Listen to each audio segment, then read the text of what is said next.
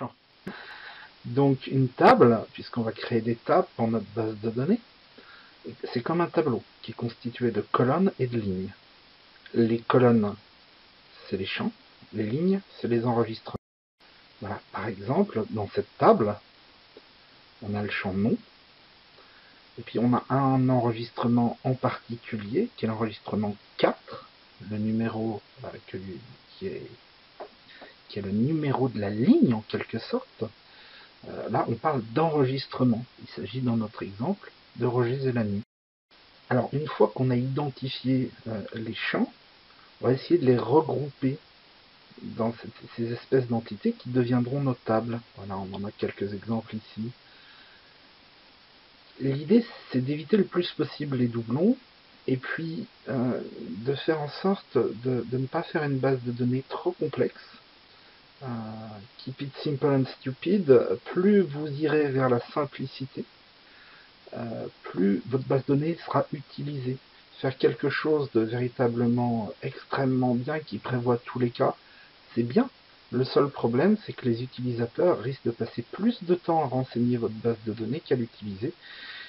Elle va perdre en ergonomie, elle ne sera plus utilisée. Et par conséquent, ce sera une mauvaise base de données, bien qu'elle ait été rigoureusement bien construite. Alors, il y a une notion qu'il faut comprendre, c'est que une fois qu'on a regroupé nos champs dans ces entités qui deviendront notables, on va essayer d'identifier un champ en particulier où tous les enregistrements sont uniques. C'est celui qui deviendra ce qu'on appelle notre clé primaire, qui va être essentielle. Chaque table doit avoir une clé primaire, une seule, qui doit être donc constituée d'un champ. Alors, par exemple, on ne va pas pouvoir prendre le champ nom-auteur, parce qu'on pourrait avoir plusieurs homonymes, et donc confondre les enregistrements. Donc la plupart du temps, on va créer un champ qu'on va appeler clé primaire, ou ID nom de la table, dans mon exemple, et on va lui attribuer le type de données numéro automatique. Ce qui fait que à chaque fois, on aura un numéro différent et que donc on pourra identifier notre enregistrement 4 dans l'exemple que nous avons vu avec Roger Zelani.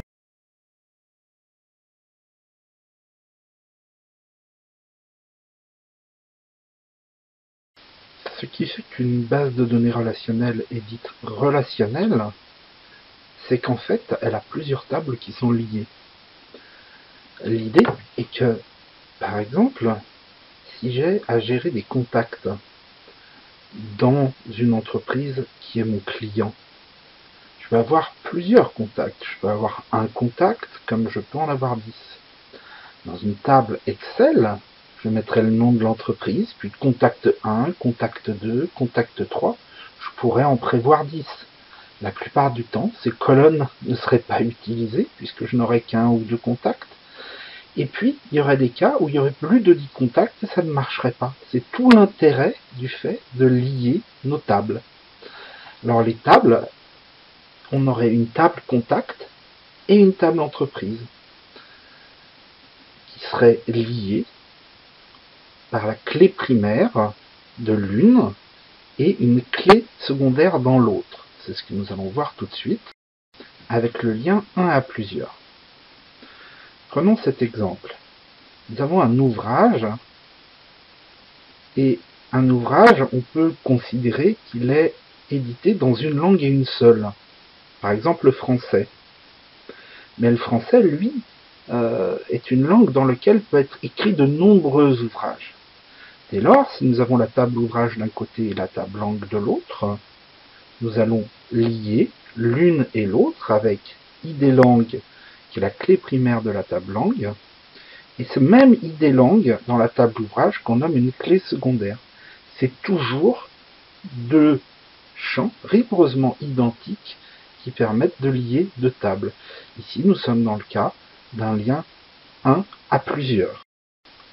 Mais il existe aussi, et même très souvent, des liens dits de plusieurs à plusieurs. Par exemple, un auteur peut écrire plusieurs ouvrages, mais un ouvrage peut être écrit par plusieurs auteurs. Nous sommes donc dans ce cas plusieurs à plusieurs. Or, le modèle relationnel ne gère pas ce type de lien. alors que pour autant, c'est sans doute le lien le plus utilisé de tous. Heureusement, nous avons un moyen de résoudre ce problème. On parle alors de table de jonction. En fait, nous allons créer, depuis notre lien plusieurs à plusieurs, deux liens un à plusieurs.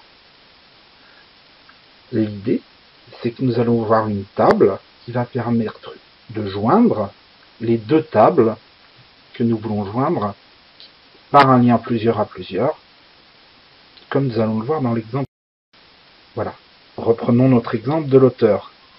Nous avons la table auteur d'un côté, la table ouvrage de l'autre, et au milieu, la table de jonction, où l'on reprend les clés primaires de chacune des deux tables que nous voulons lier. Il est à noter d'ailleurs que nous sommes dans un cas un peu particulier, où en fait, nous n'avons pas nécessairement besoin de créer une idée auteur-ouvrage, c'est-à-dire une clé primaire spécifique à auteur-ouvrage. Nous pourrions créer pour cette table de jonction, et c'est souhaitable, une clé primaire qui soit basée sur les deux champs qui joignent nos deux tables en lien initial plusieurs à plusieurs. Cela permet d'éviter des problématiques de doublons par la suite. C'est un peu compliqué. Dans notre exemple, nous aurions par exemple ici, nous le voyons, le schéma relationnel que nous allons utiliser dans la base que nous allons poser maintenant. Alors c'est loin d'être le meilleur. Cette base est vraiment là pour être avant tout pédagogique, c'est-à-dire simple à utiliser, à mettre en place. C'est pas la base de données professionnelle que l'on mettrait en place dans un tel cas, celle qui nous sera le plus utile pour apprendre. Le schéma relationnel, c'est